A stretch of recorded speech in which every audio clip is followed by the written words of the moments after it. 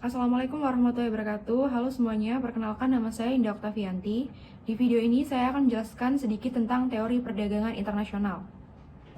Sebelum menjelaskan teori-teori perdagangan internasional, di sini saya akan menjelaskan sedikit tentang apa sih sebenarnya perdagangan internasional itu. Jadi perdagangan internasional adalah perdagangan atau pertukaran suatu barang, jasa, sumber daya yang dilakukan oleh penduduk suatu negara dengan penduduk negara lain atas dasar kesepakatan bersama. Penduduk yang dimaksud dapat berupa antar individu dengan pemerintah di suatu negara atau pemerintah suatu negara dengan pemerintah negara lain. Dengan adanya perdagangan internasional membuat munculnya teori-teori yang mendasari penyebab terjadinya kegiatan perdagangan internasional itu. Teori perdagangan internasional merupakan teori yang menjelaskan tentang arah dan komposisi terhadap perdagangan antar negara serta bagaimana efeknya tersebut terhadap perekonomian suatu negara. Oke, jadi di video ini saya akan membagi dua dari teori perdagangan internasional itu. Yang pertama yaitu teori perdagangan internasional klasik dan yang kedua teori perdagangan internasional modern. Apa sih yang dimaksud dengan merkantilisme? Jadi merkantilisme ini merupakan filosofi ekonomi abad ke-16 yang menyatakan bahwa kemakmuran sebuah negara diukur dari simpanan emas dan peraknya. Kaum merkantilisme berpendapat bahwa satu-satunya cara bagi suatu negara untuk menjadi kaya dan kuat adalah dengan melakukan sebanyak mungkin ekspor dan sedikit mungkin impor. Semakin banyak emas dan perak yang dimiliki oleh suatu negara, maka semakin kaya dan kuatlah negara tersebut. Dengan demikian, pemerintah harus menggunakan seluruh kekuatannya untuk mendorong ekspor dan mengurangi serta membatasi impor, khususnya pada impor barang-barang mewah. Tujuan utama kaum merkantilis adalah untuk memperoleh sebanyak mungkin kekuasaan dan kekuatan negara. Dengan memiliki banyak emas dan kekuasaan, maka akan dapat mempertahankan negara untuk lebih besar dan lebih baik, sehingga dapat melakukan konsolidasi kekuatan di negaranya. Peningkatan angkatan bersenjata memungkinkan sebuah negara untuk menaklukkan lebih banyak koloni. Selain itu, semakin banyak emas berarti semakin banyak uang dalam sirkulasi dan semakin besar aktivitas bisnisnya. Selanjutnya, dengan mendorong ekspor dan mengurangi impor, pemerintah akan dapat mendorong output dan kesempatan kerja nasional untuk pertumbuhan negaranya. Produsen yang berorientasi ekspor lebih menyukai kebijakan perdagangan merkantilisme seperti kebijakan yang memberikan subsidi atau potongan pajak yang merangsang penjualan kepada orang asing. Dan untuk produsen domestik yang terancam oleh impor asing akan mendukung kebijakan perdagangan merkantilisme seperti kebijakan yang menerapkan tarif atau kuota yang melindungi produsen tersebut dari kompetisi asing. Namun, sebagian besar anggota masyarakat dirugikan oleh kebijakan seperti ini. Subsidi pemerintah terhadap ekspor industri tertentu dibayar oleh pembayar pajak dalam bentuk pajak yang lebih tinggi. Pembatasan impor pemerintah dibayar oleh konsumen dalam bentuk harga yang lebih tinggi karena perusahaan domestik menghadapi persaingan yang lebih kecil dari produsen asing. Untuk contoh kasusnya yaitu merkantilisme di Inggris mengalami masa kejayaan pada masa Perdana Menteri Oliver Cromwell yang mengeluarkan Undang-Undang Navigasi tahun 1660 yaitu peraturan tentang pelayaran dengan tujuan melindungi perdagangan di Inggris dari negara-negara saingannya. Undang-Undang Navigasi tahun 1660 semua barang-barang Eropa yang diimpor oleh koloni Amerika harus dikirimkan dari Inggris. Inggris melarang perusahaan kolonial untuk mengekspor barang tertentu yang dapat bersaing dengan barang dari pabrik Inggris, seperti topi, barang jadi besi, dan pakaian wol. Untuk memastikan adanya pasokan yang memadai terhadap barang berbiaya untuk para pedagang Inggris, Inggris mengharuskan beberapa industri kolonial untuk menjual hasil mereka hanya kepada perusahaan Inggris. Hasil ini meliputi beras, tembakau, dan barang-barang kelautan. Selanjutnya, yaitu teori keunggulan absolut, menyatakan bahwa setiap negara akan memperoleh manfaat perdagangan internasional apabila melakukan spesialisasi pada produk yang mempunyai efisiensi produksi semakin baik dari negara lain, dan melakukan perdagangan internasional dengan negara lain yang berdaya spesialisasi pada produk yang tidak dapat dibuat di negara tersebut secara efisien. Smith mendukung perdagangan bebas antar negara sebagai cara untuk memperbesar kekayaan suatu negara. Perdagangan bebas memungkinkan sebuah negara untuk memperluas jumlah barang dan jasa yang tersedia untuknya dengan mengkhususkan diri dalam produksi beberapa barang dan jasa dan menukarnya dengan yang lain. Namun, barang dan jasa manakah yang harus diekspor oleh suatu negara dan yang manakah yang harus diimpornya? Akhirnya, Smith mengembangkan teori keunggulan absolut ini, yang menyatakan bahwa negara harus mengekspor barang dan jasa yang mana mereka lebih produktif dibandingkan negara lain, dan mengimpor barang dan jasa yang mana negara lain lebih produktif dibandingkan mereka. Nah, untuk contoh kasus dari teori keunggulan absolut ini, kita bisa lihat dari tabel. Di sini kita anggap di dunia ini hanya ada dua negara, yaitu Indonesia dan Jepang. Mereka memproduksi beras dan motor. Untuk Indonesia memproduksi beras sebanyak 80 ton per hari, untuk motor sebanyak 80 unit per hari. Sedangkan Jepang memproduksi 40 ton beras per hari dan 160 unit motor per hari. Nah, dasar tukar dalam negeri untuk Indonesia, 1 ton beras mengorbankan 1 unit motor, 1 unit motor mengorbankan 1 ton beras. Sedangkan untuk Jepang, 1 ton beras mengorbankan 4 unit motor, dan 1 unit motor mengorbankan 1/4 ton beras. Jika kita lihat dalam tabel ini, Indonesia lebih unggul dalam produksi beras daripada Jepang. Dan Jepang lebih unggul dalam produksi motor daripada Indonesia. Oke, jadi kita lihat dari tabel ini lebih baik Indonesia mengalokasikan sumber dayanya dan juga menspesialisasikan diri untuk fokus memproduksi beras. Kemudian Jepang lebih ke produksi motor. Dengan begitu, jika kedua negara melakukan perdagangan internasional, ekspor dan impor, keduanya bisa sama-sama mendapatkan keuntungan. Selanjutnya yaitu teori keunggulan komparatif. Teori ini dicetuskan oleh seorang pakar ekonomi politik Inggris yang bernama David Ricardo pada awal abad ke-19. Dia berpendapat bahwa basis produksi dan perdagangan seharusnya bukan pada keunggulan absolut, melainkan pada keunggulan komparatif. Dengan kata lain, biaya peluang adalah pertimbangan untuk keputusan produksi, bukan biaya per unit absolut. Keuntungan komparatif terjadi bila suatu negara lebih unggul terhadap kedua macam produk yang dihasilkan, dengan biaya tenaga kerja yang lebih murah jika dibandingkan dengan biaya tenaga kerja di negara lain. Jadi, sebuah negara harus memproduksi dan mengekspor barang dan jasa yang mana mereka secara relatif lebih produktif dibandingkan negara lain, dan mengimpor barang dan jasa yang mana negara lain secara relatif lebih produktif dibandingkan mereka. Selanjutnya, untuk contoh kasus dari teori keunggulan komparatif ini hampir sama dengan contoh dari teori keunggulan absolut, yaitu menggunakan dua negara Indonesia dan Jepang. Namun, untuk produksinya di sini menggunakan TV dan motor. Jadi Indonesia menghasilkan 80 unit TV per hari dan menghasilkan 80 unit motor per hari. Sedangkan Jepang menghasilkan 120 unit TV per hari dan 160 unit motor per hari. Dasar tukar dalam negerinya untuk Indonesia yaitu 1 TV mengorbankan 1 motor, sedangkan 1 motor mengorbankan 1 TV. Untuk Jepang, 1 TV mengorbankan 1,3 motor, dan 1 motor mengorbankan 0,75 TV. Jadi di sini kita bisa lihat kalau Jepang lebih unggul pada kedua jenis produk dari Indonesia. Keunggulan tertinggi pada produksi motor, sedangkan untuk Indonesia lebih lemah dari Jepang dalam dua jenis produk, kelemahan terkecil pada produksi TV. Jika kita lihat dari contoh kasus tersebut, alangkah lebih baik jika Jepang lebih fokus dan berspesialisasi pada produksi motor. Kenapa? Karena pengorbanannya hanya 0,75 TV. Sedangkan untuk Indonesia sebaiknya lebih fokus dan berspesialisasi pada produk TV karena pengorbanannya hanya 1 motor. Nah, kalau sudah begitu bisa dijamin keduanya mendapatkan keuntungan saat melakukan perdagangan. Sekarang kita akan memasuki teori perdagangan internasional modern. Jadi di sini saya akan membahas yaitu ada 4. Yang pertama teori siklus hidup produk, yang kedua teori keserupaan atau kesamaan negara, yang ketiga teori perdagangan baru, dan yang keempat teori keunggulan kompetitif nasional. Teori siklus hidup produk dari Vernon dapat juga digunakan untuk menjelaskan dinamika keunggulan komparatif dari suatu produk atau industri. Vernon berpendapat bahwa banyak barang manufaktur yang melalui suatu siklus produk yang prosesnya bisa pendek atau panjang. Menurut Vernon, setiap produk memiliki siklus hidup tertentu yang dimulai dengan perkembangannya dan berakhir dengan penurunannya.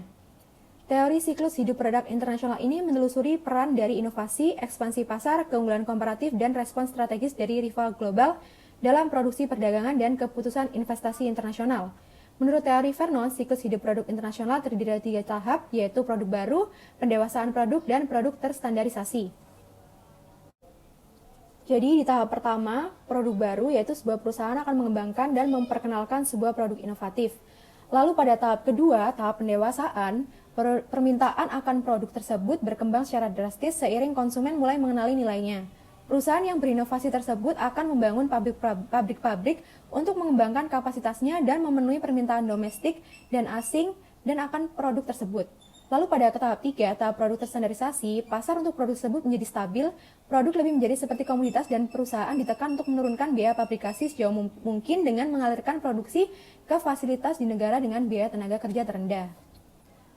Untuk contoh kasusnya kita ambil adalah produk ternama yaitu Coca-Cola. Pada tahapan pertama, produk ini mulai dikenal masyarakat pada tahun 1886 sebagai salah satu minuman berkarbonasi. Tentu saja di tahap perkenalan mulai banyak yang mengenal produk yang satu ini.